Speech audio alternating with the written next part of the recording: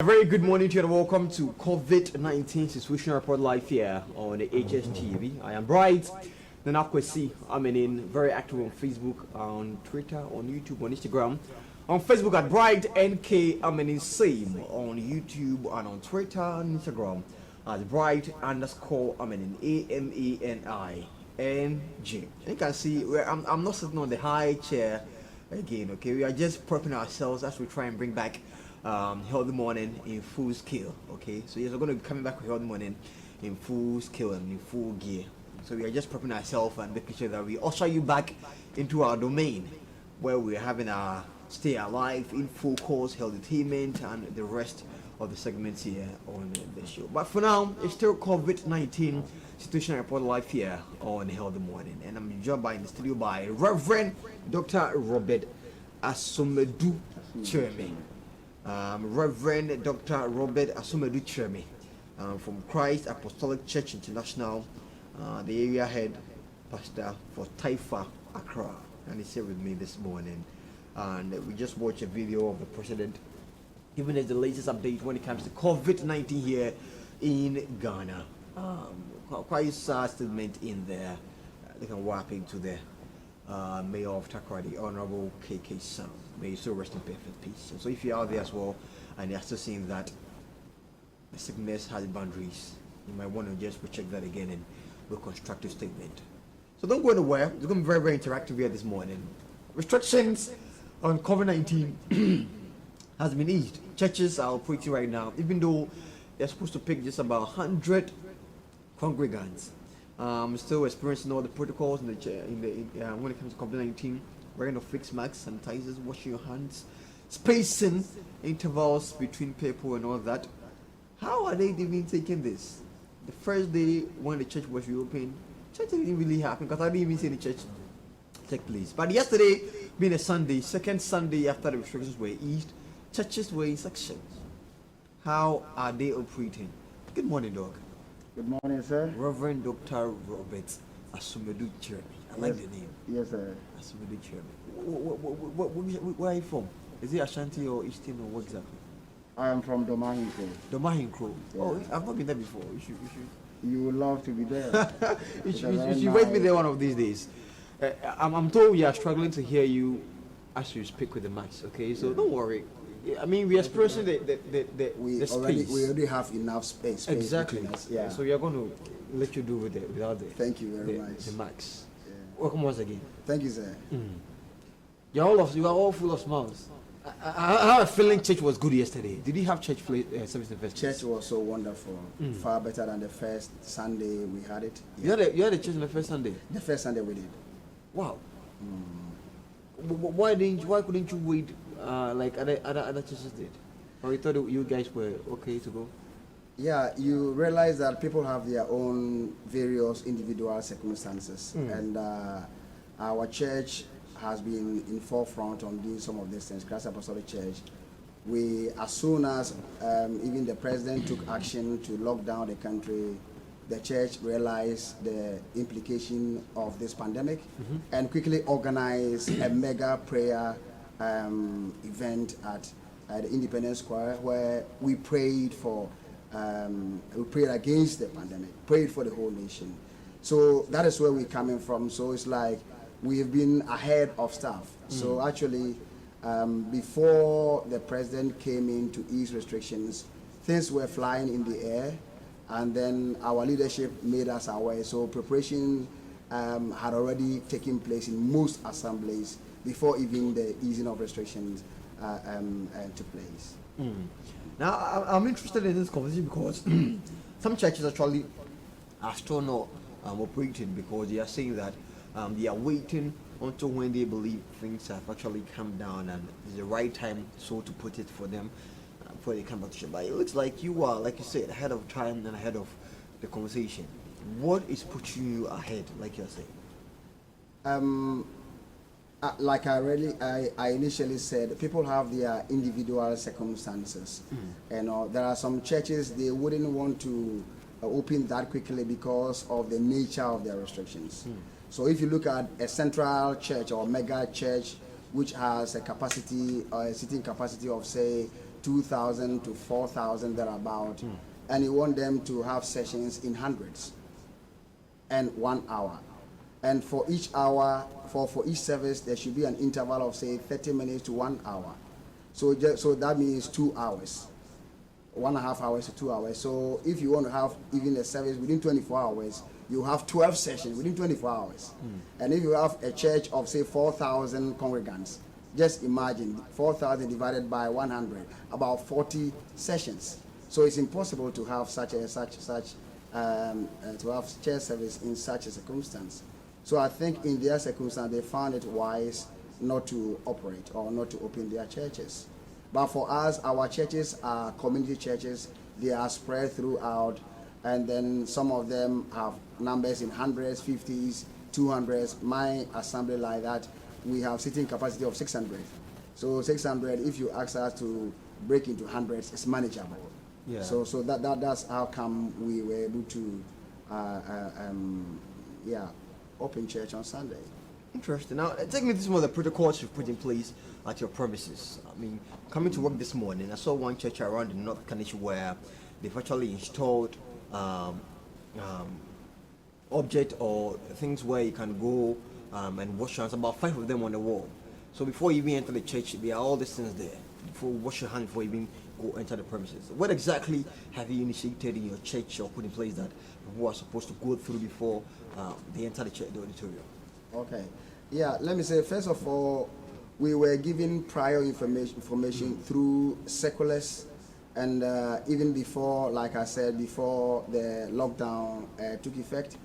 And through these circulars, they informed the pastors what to do.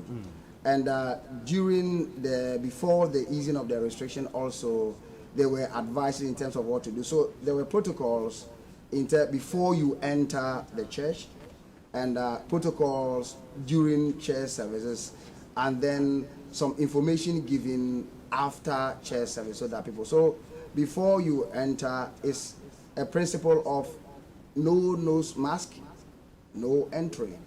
And we are strict on that. So no nose masks, no entry. And then as before you also enter, they take your temperature. We have this temperature, is it thermometer gun or temperature? Yes, thermometer gun to check temperature. So we had that, and we have to check your temperature before you enter. When you enter, then first hand washing, sanitizing, and then registration before you enter. And when you enter the church, we have marked seats. We have marked the seats from 1 to 100. The pastor's seat is number 100.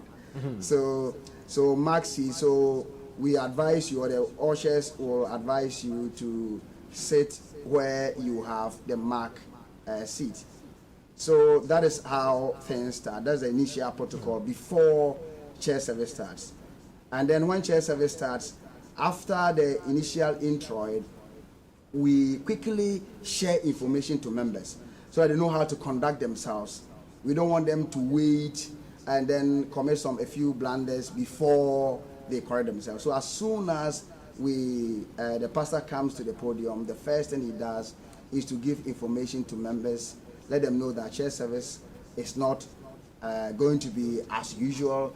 Things have changed. So it means that where you are seated, you maintain your seat mostly throughout the service, and then also no handshaking, no embrace, no all those stuff, and then keep your nose mask throughout the service, under no circumstance would you open it, and then you don't need to bring in kids, and in case there's a need, you have a kid around, you make sure the kid is also seated, or even go home so that you don't bring in any kid at all. So all those things were put in place. Yeah. I wish I had passed by a church this Sunday. It looks like you guys had actually prepared. Now I'm interested in the markings of the church or of the chairs. Yeah. How do you do it? Why don't you allow the church members to come in and create the intervals of the space between themselves? And why do you do it yourself? What's the notion behind that? Yeah, the principal notion is the social distancing. And then the church is an organized institution. And when you leave people, they will do things the way they want. And then within the 1 hour space, there's no need, you wouldn't have time, the pleasure of time, to be instructing people, don't sit here, sit here. So you just mark all the chairs so that they know quickly where they could sit, and that makes life easier. Yeah. Now, some pastors will believe that it would have been better if church service was still on hold, and that government or the president could have waited for a while before seeing that the floodgate is open. You can go back to the churches and have a church done. What do you think of it? You think that they could have still waited on it for a while? Look at the numbers; they keep increasing. As of this morning, it's over 11,000, close to 12,000. Yeah, that's right. That's right. I must say that the increasing spikes or the increasing trends in the numbers, we wouldn't associate it to the churches because they just got open, you know. And so we can't do that at all. And I'm not suggesting that is what you are implying. But people have, sometimes there's a scare around this pandemic. But we must understand that. You think sometime? You don't think there's a scare around it all the time? You just sometimes? I think there's been a scare, big scare around the pandemic. But we must understand that there's a science behind it. And we want to go by the science of it more than the scare of it. We have been advised that hand washing protocols and then like nose masking and social distances, you know, and then not being in a closed environment for a long time. We all understand that those things are the basic tools that we have to put in place so that people will be protected. And if you are able to satisfy the basic science of it, I don't think the scare, we should take too much of the scare. But you know, the initial complaint to us has been when you move, the virus moves. When you stay at home, the virus doesn't move. You understand? Yes. So if you are putting all of this in one bowl, then maybe, just maybe, what some of your colleagues are saying should have been done. Holding on to open up churches for some time.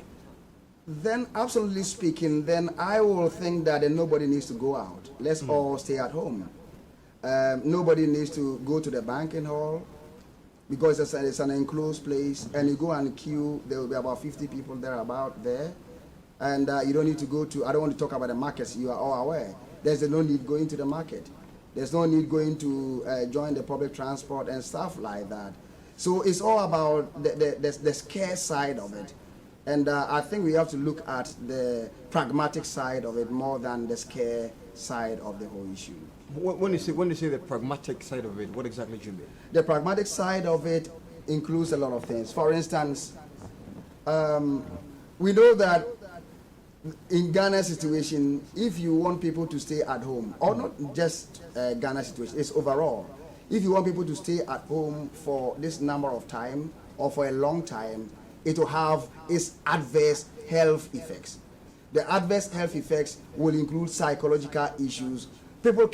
Once somebody came to me on the issue of suicide, and you wouldn't consider that is something we should think about that in our communities, because our communities are so socially networked that, you know. When the person told you he's thinking of suicidal activity or whatever it is, what might have triggered that? You know, in a circumstance where people are losing their jobs, people cannot go out, they are losing their jobs, they have pressure at home, they have mouths to feed and stuff like that, and what happens to them? Or so that we say, or death be death, or die be die. You know, so somebody wanted to do that, and he, thankfully, to God be the glory, he had the courage to talk about this issue. You know, and we had to take them through some counseling, and then brought in the wife so that we discuss issues and about job, about Christ, about how to comfort people, and then give hope to people. So some of these things are very much helpful. So staying at home, and let me come back to the church. So being in the church is an opportunity to give people hope, give people the confidence, give people some kind of courage to face the future. Fear is a disease by itself, and we must understand. social isolation is a disease by itself, or it can cause a disease. So I think that easing the restriction was an appropriate thing to do. That's how I say it. But some churches or some colleague pastors resorted to virtual preaching and disseminating of the word. Isn't that the same as you being in the church? Because you are being spoken to a church. People actually still give up Momo numbers for offertory and all that. So in a way, it was still church service on a Sunday. Let me speak biblically and also speak sociologically, because I'm a sociologist. You cannot substitute social contact with any other thing. How well I could have virtual issues. Virtual issues have its limit, and then physical ones also have its limit. So we cannot virtually do everything. You understand that? So sociologically, human beings will want to have that kind of social contact. But that is the order of the day. As said now, and I don't think even if COVID-19 should go away from the earth's surface like now, we even go back and the same lifestyle we were living before. Definitely. As said now, the virtual ways of doing things it has been welcomed and it's part of us. Yeah. So tapping into that, should that not be part of what we do each day? Of course. Virtual existence is something that we cannot avoid, and there are things you do virtually, and there are things you don't do virtually. So virtually we do, because during the lockdown we had a lot of Facebook issues, Facebook transmissions, TV transmissions, WhatsApp transmissions, telephone transmission, and telephone broadcasts and stuff like that. So all these virtual things. So human beings are dynamic, and when things become monotonous is an issue. So I'm not saying that, I'm not trivializing the positive side of virtual existence or the virtual way of life. It has come to stay. We must embrace it. But we also cannot in any way take away personal contact. You seem quite interested in the personal contact. That is why I am here with you in the studio. But we can't encourage it as at this time. Oh, but I'm here in the studio. We are having personal interaction, and it's not virtual. And I'm not saying we couldn't have done it virtually. Yeah, we could have done it virtually, but now we are here. It makes a lot of difference. So in the midst of the pandemic, we encourage people, where it is possible to do things virtually, let's do it. Where it is the most appropriate to do it virtually, let's do it. Where it is most appropriate to stay at home, let's stay at home. But where it's important to go out there and then do things physically, we cannot take that out of our existence. So do you have your church service on Facebook or during all these restrictions? Yes, we had on YouTube, we had on Facebook, and that is how we started airing things on TV, on HSTV. And how was the response like when it started going virtual? The response has not been as you would expect, because whenever you begin to talk about virtual existence, you look at people's circumstances. How many people in our community, we say we have social media is now everywhere, but you ask yourself, even the data to look at those things, even the data. Oh, Pastor, I saw this thing, but data, you don't have data. So it has to do with also ability to afford. It has to do with other things as well. So it's not in all cases that you can have the virtual presence. So were you able to let your congregants send the offertory via Momo during all this virtual period for you? Actually, we didn't want to do that time. And it's all about how people understand giving. And when people understand giving, you don't need to make them feel compelled to give. You just need to give them the opportunity, and then they will give. And in our space, we realized that there was almost nothing. But as time went on, people started finding ways and means of giving. So it's all about how you you let your people understand the blessings that you get through giving. Interesting. I'm still here with Reverend Dr. Robert Asomadu-Kyereme. I like the name. Reverend Dr. Robert Asomadu-Kyereme, Christ Apostolic Church International, Area Head, Taifa, Accra. And we are still talking about easing of restrictions on churches and COVID-19 gatherings and all that. And they are saying just 100 people in churches. I wonder how you are coping with that. You wish the president had added more, maybe about 200 or 300? Yeah, and allow you to choose. Yeah. Choose between these numbers. Yeah. Considering your church space. Yeah. You know, wishes are different from what we can get. You know, and we, as a church, we think that the government, or we all know that the president has been elected by the whole of this country to lead us, and they are the people who are supposed to direct us, and then they listen to people, and at the end of the day, they come out with decisions that they find most appropriate for the entire nation. So sometimes my wish would have been different, but we have to understand the president's directives and then the decisions that he has made as a result of all the consultations, and then be happy with it. Christians must learn to be content with situations.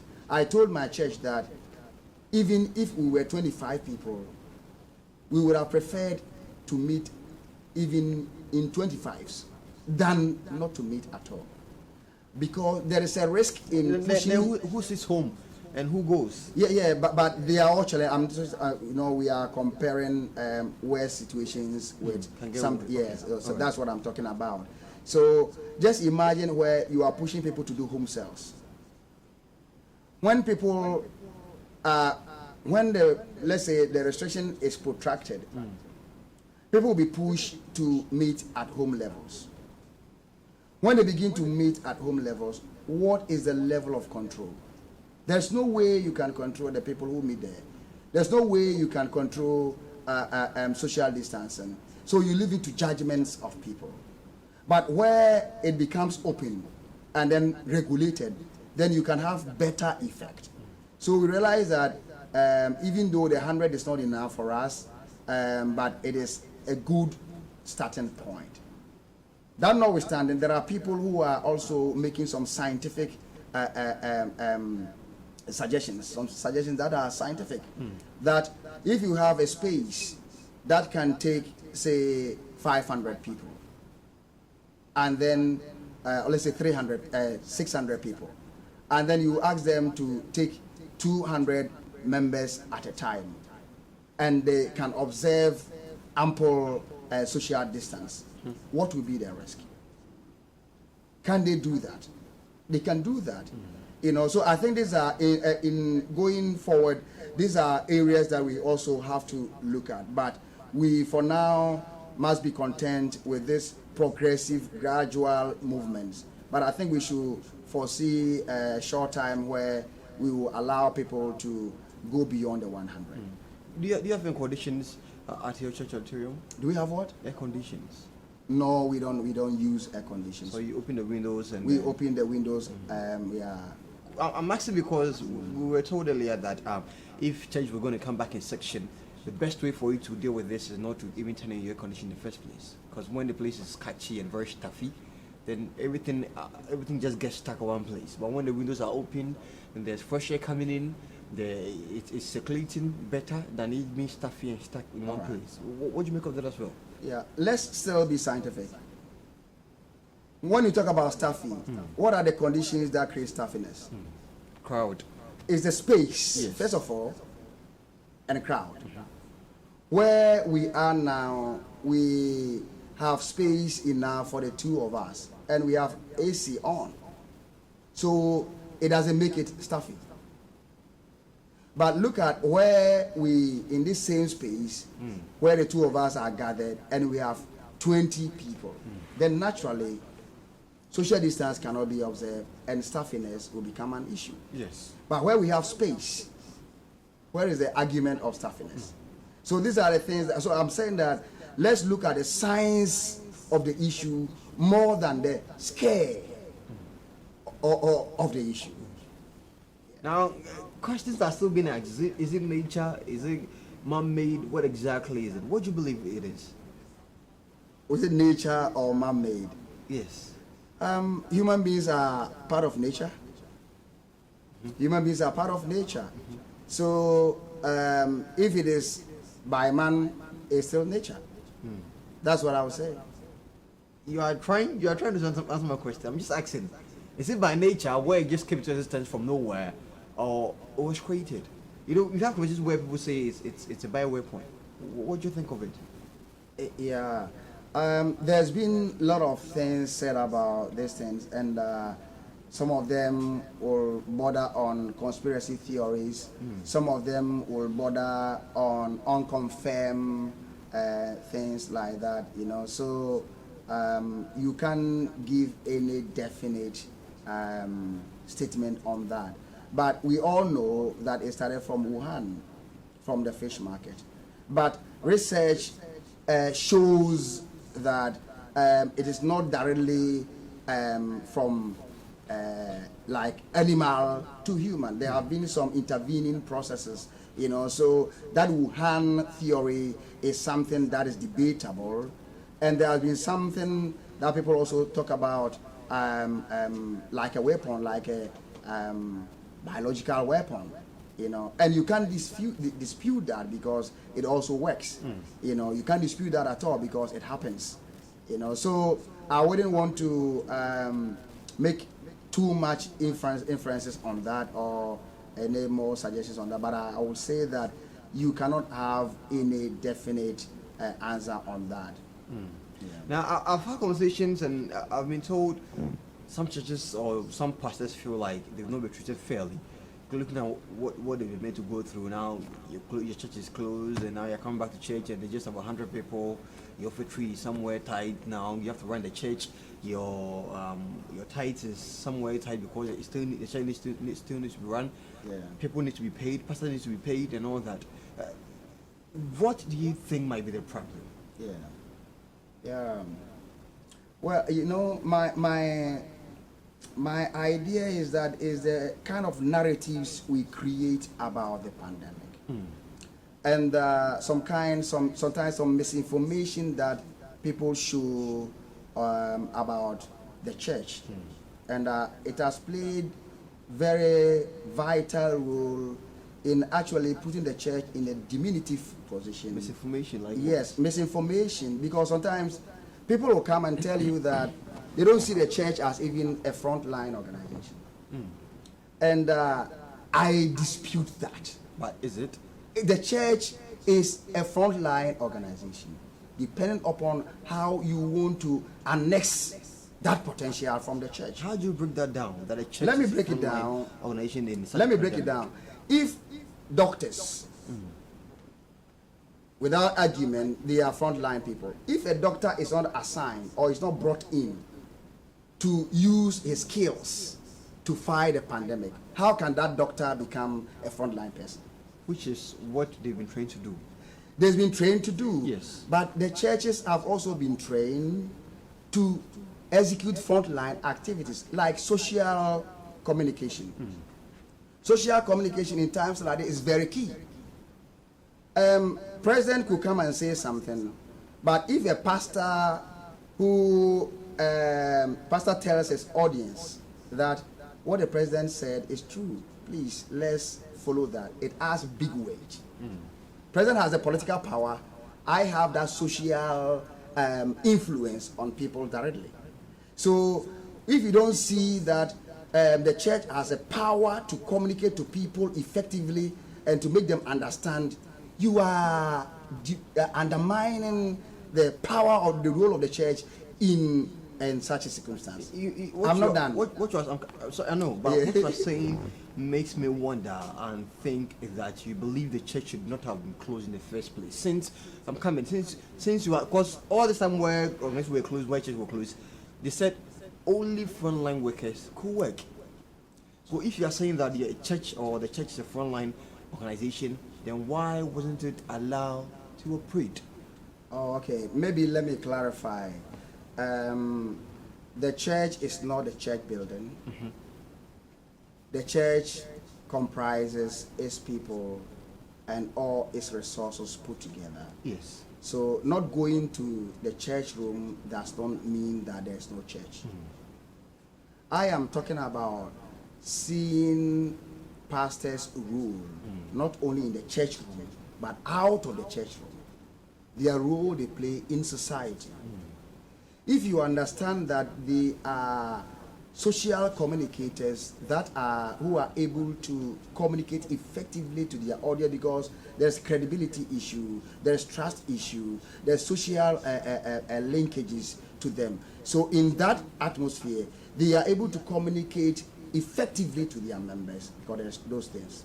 Again, when during this pandemic, or let me say the lockdown period, during the lockdown period, there are people who will have to give people food to eat.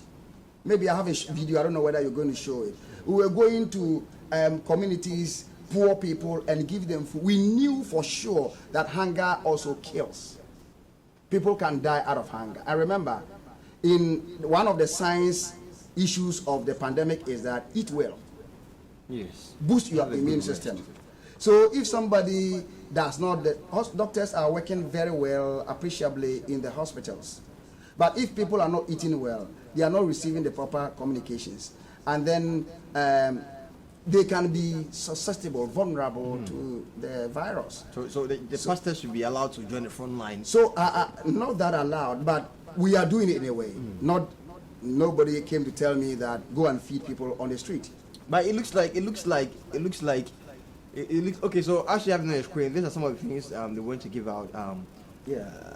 As churches. Yeah. Oh, I should have gotten. Is the yam finished? Yeah. It's finished. This clip, you see the clip. There are places where maybe we don't have it on that. There are places where we went to rural, shanty areas, slum areas in Taifa, and then you see people where they were living, and then giving them food, bread, and stuff like that. It will shock you. And if you wouldn't call this frontline activity, and you think only medicine is frontline activity, then I think we are not understanding the frontline issues. All right, so the front line should be anybody who actually helps in the fight of COVID-19. That's how we want to put it. The front line, people who are at the forefront, they leave the comfort of their homes, they face the risk on the street, try to help people who are who are vulnerable or who have been affected, going to help them out of the situation.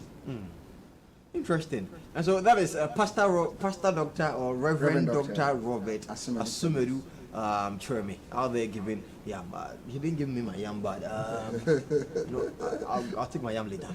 let me just come back and ask you. Do you think the church should be paying taxes as has been discussed before? Do you think you'll be taken better into consideration? Yeah. I don't know when this kind of discussion is going to end, but I mentioned that there's been a lot of misinformation and misunderstanding about the church in this country. The narrative is sad. Tell me about that. I will go to that.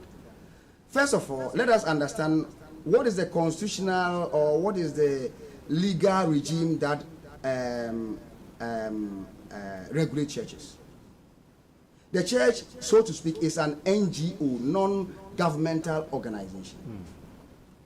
And it's not only in Ghana, it's all over the world. The church is a non-governmental organization with social benefits, giving social benefits to communities. So if you are a worker in a church, as a worker, I will pay my income tax. But as an institution that lives on donations, globally, you don't have to pay any tax on donations. But the position has also come under the fact that churches also sell. Let me finish this before I go there. So globally, you don't have to pay taxes because you are living on donations. All the NGOs operating in Ghana, talk about Action Aid, I worked with them before, look at World Vision, look at all. none of them, nobody asks them to pay taxes because they are living on donations. They are performing social activities that are unpaid for by the government, or that don't receive profit back. So that is a philosophy, that is a principle behind. So as a church, when you go to church and somebody, or let me say you go to entertainment center, you pay fees before you attend. Church does not collect fees in any way. You go free entry, and then they give you words of life, things that will shape in your life, shaping the life of your family, give you free counseling and stuff like that. And then you think that you still need to pay taxes on donations. Let me say, I've been in Germany. I've worked as a missionary in Germany for 7.5 years as a missionary in Germany, Hamburg to be specific. And I was the one who registered our church in Germany, registered our church in Spain, registered our church in the UK. And they have similar legal regimes. And the legal regime is that at the end of the day, the government knows that you are performing social functions which the government should have performed to its citizens. It's a social responsibility, isn't it? So not social responsibility. Then what is it then? Not social responsibility is an organization that is commercial organization, and then as part of its commercial stuff, they are trying to give back to society. That is what we call social responsibility. But the church is our entire function is to serve community. That's our entire function. But what are churches who actually pay consultation and all that? Who pay what? Pay for consultation and all that. And you'll be selling the oil and the handkerchiefs and anything. As a matter of fact, you can never have that. You can never have that in organized churches. We, Christ Apostolic Church, will never pay. Any pastor who does that will be punished or if not dismissed. CAC, we don't sell oil. We don't sell anything in church. We don't do any such thing. You don't pay for consultation. So if government is about taxing churches who sell or churches in general, you think those who don't sell or take money are supposed to be excluded? How do you find that? How do you regulate that? Then how do we tax them? How do you so the idea of taxing and stuff, I want us to unpack it very well. The church as an institution does not need to pay any tax. All right. Because it is a non-governmental organization like Action Aid, like World Vision, like all the NGOs who are performing social activities. It is not only in Ghana, it is universal. In even developed countries, the government pays churches, give them money to do their work. All right. And if you can't get money to support the church activities, please let us be very careful. Take church out of people's life. For me, I am a product or the testimony of what the church can do. I am a testimony of what the church can do. I'll come back to that. Let me quickly announce my phone lines and we'll continue the conversation. So you can call me, you can join the conversation as well. Call me and let's talk as well on 030-277-6379. 030-277-6379. Call me. Let's talk. I'm still here with Reverend Dr. Robert Asomadu-Kyereme from Christ Apostolic Church International Area Head, Taifa, Accra. Call me. Let's talk. I have less than 10 minutes to wrap up the show. So call me quickly. Let's talk. If you call me, please make sure you lower the volume of your TV set, or else I'll take it off. I'm sorry, but yes, we want to have very straight and very fruitful conversation. Don't call me a link to yourself via the TV set. So call me, let's talk. Okay, 030-277-6379. The phone lines are giving us problems, but kindly still try in case it comes through when we pick your calls. We give you the opportunity to talk to us here on the show. Let me come back to you. Yes, sir. You were saying that you. Oh, I'm sorry. I have a testimony. I have my first call on the line. Is that okay? Good morning. Your name and where you're calling from, please. Okay, as usual, our phone lines. But please keep calling. When you call and it comes through, we're going to make sure we pick up and we speak to you well. Okay, 030-277-6379 on your screens. Let me come back to you. Testimony of the church. Yeah, I am a testimony of what a church could do. As a teenager in secondary school, I knew how to take alcohol and how to follow women and lead all sort of life. Okay, Hooliganism. I'm sorry, I have a call. Let me go back on the lines. Good morning. Your name and where you're calling from, please. Yeah, I'm Augustine Bandy. I'm calling from Damfa. Thank you, sir. So, what is your contribution on the show this morning? Yeah, my contribution is the position of the pastor. Pastors are engaged in other businesses aside from the church. And like the host rightly also pointed out, they sell items in the church. So if an NGO is selling, shouldn't they be taxed? Yes, it should be. Like, I mean? If an NGO is selling, so it's marketing, so it should be taxed. Yeah. Not the church contribution to be taxed. But the tax will come from the sales of the oil and whatever they sell there. That is my contribution. Thank you, sir. Would you want to comment on that? Yeah, sure. I think he has made a good point. He has made a good point. So long as you remain in your non-commercial activity and then you are serving the community or your community, like he said, you don't need to be taxed. But where you are selling stuff, you publish books, and then you sell books. You don't publish books at all? No, I not yet. Not yet, but apart from my PhD stuff, yeah. Maybe when you start selling, you're going to be added to the taxpayers. Actually, that should be done. That should be done. When you sell books and when you sell stuff like oil and See, that's stuff why like I asked that. So if I'll come back, I have another call in the line. Yeah, okay. Hello, good morning. Your name and where you're calling from, please. I'm Reverend Simon Oblado from. I'm struggling to hear you. Your name and where you're calling from, please. Reverend Simon from La Paz. Okay, kindly go on, sir.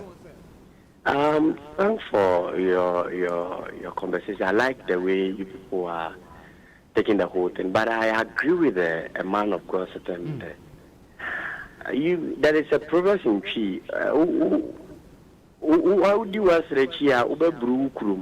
So sometimes when you want to follow those who are selling the oil and those things, you cause a havoc to the new better churches or the good churches, those who are serving the nation through this church's issue. So you should be careful the way you package the whole church. If somebody is doing something wrong, does not mean all churches are doing something wrong. So I agree with the man of God there that churches must not tax. We are helping the nation and communities. People are paying people's school fees and doing all sorts of things. So please, you people, they should be careful the way they are talking about churches and all those things. So churches are doing very, very well. And then initially, a man of God was saying something that like the pastor's voice also counts a lot. So when the president says something and the pastor adds voice to it, I think it carries weight. So I believe they should allow the church to also add their voice to the business so that the members also who observe the protocols and all those. And God bless you people very much. And bless you too. Thanks so much for calling as well. Call me back 030-277-6379. Call me as well. Let's have a conversation. Okay, I have less than 5 minutes to wrap up. Okay, cool. But I'm going to take about 2 or just 1 call, and we can just quickly allow you to see what you want to say. So call me 030-277-6379. So as I was saying that, okay, that's why I'm saying those who sell can be. I have my callers. Yes, hello, good morning. Your name and where you're calling from, please. Yes, please. My name is Wagner. I'm calling from Taifa. All right, sir. So what is the submission on the program? Yes, so I want to contribute on the tax. Go on. I think I also agree with the pastor. I want to say that churches should not be taxed. Okay. Okay, except for those who are selling the oil and things like that. So I really agree with the pastor. All right. And it's a very good conversation you've had this morning. Yeah, God bless you. Thank you and bless you too. Okay, I'm not going to pick any other course again. I have less than 4 minutes, so we can have the time to talk and wrap up quickly. So I was saying that if a church sells oil, like what the callers are saying, like they are always like to me, why can't they be taxed? Yeah, sure. So this is a concern, and I think the concern is very much genuine, and where the primary purpose of the church is non-commercial. So as soon as you begin to be commercial, that aspects of the commercial activity must be taxed. For instance, I am a church, I have a transport, I'll do a transport business. Why shouldn't that be taxed? I am a church, I am doing real estate. Why shouldn't that be taxed? I am a church, I am selling oil. That should be taxed. I publish books, it should be taxed. So, but it is distinct from the existence of the church and the proceeds they get from donations. Completely different. So from legal point of view, and not only in Ghana, it's a global issue. And it's well founded, or it's founded on well-established principles. All right, so quickly, I want to ask you something. So where a church doesn't sell, they don't get taxed. Now, if you go and register a church at Registrar General, do you do that right? Yes. Under what category do you place the church? The church is a religious organization. And as a religious organization, we follow through the registration processes that all NGOs follow through. So you fall under NGOs? So we are limited by guarantee, just like NGOs are limited organizations by guarantee. So that is it. All right. Thanks so much for coming, sir. We are wrapping up. So quickly, before he goes, okay, tell me, Reverend Dr. Robert Asomadu-Kyereme, what's new? Quickly. Yeah, let me take this opportunity to say thank you. Thank you to my chairman of the Christ Apostolic Church, Apostle George Yeboah. He's training us a lot. His executives, Apostle Samuel Amponsan and all the rest of the executives. We appreciate how you are culturing the church, how you are putting the church on its path so that we will be able to deliver our mandate to this nation. God bless you. And I want to pay respect to the fallen soldier, forefront man, the minister KK Sam, who passed away while fighting this pandemic. And I also want to wish a speedy recovery to my MP, Doma Central MP, Honorable Ajiman Manu. I wish you, my big brother, I wish you well. And my church, Christ Apostolic Church, Taifa, God bless you.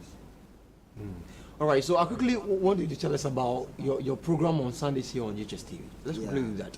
Let's tell viewers why they're supposed to watch you on Sundays here on this particular channel. Okay, thank you. I have tried to recline just to take out, not to come too much to the media, but I think that when there are things going on, we need to present authentic word of God to people, where people will know the authentic word of God.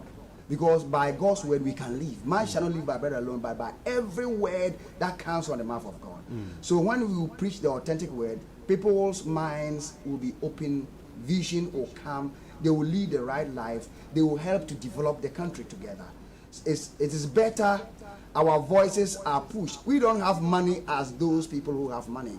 And because of that, you media people, you are not promoting it because you need more money from us. Yeah, if a charlatan has money, we need to gain. If a charlatan has money to give to you, you will allow. But the content is also important. So we are preaching content to people that will change lives and make them able members or good contributors to this country's development. All right, so give me the time when the show starts, your service. What time does it start? Yeah, the show starts at 11 a.m. every Sunday. And when you come to Christ Apostolic Church, Taifa, we start service at 9 a.m. We have two services. 9 a.m. we close at 10 a.m. And then we start the next one in 30 minutes time. That is 10:30, 11:30, we are done. Just be with us. You will be filled and you'll be enriched. Your life will change.